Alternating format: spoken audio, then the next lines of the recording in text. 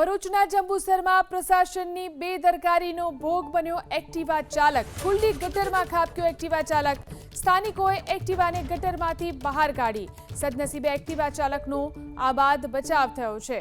જોઈ શકાય છે દ્રશ્યોમાં ભરૂચના જંબુસરમાં પ્રશાસનની બેદરકારીનો ભોગ એક એક્ટિવા ચાલક બન્યો। ખુલ્લી ગટરમાં એક્ટિવા ચાલક ખાબક્યો। વધુ જાણકારી મેળવી અમારા સંવાદદાતા યોગેશ પારીક આપણી સાથે ફોન લાઈનથી જોડાયા છે।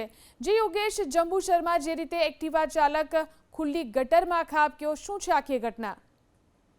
ભરૂચની જે જંબુસર નગરપાલિકા છે ત્યાં નિંદ્રાધાન અવસ્થામાં હોય એનો વધુ એક પુરાવો છે।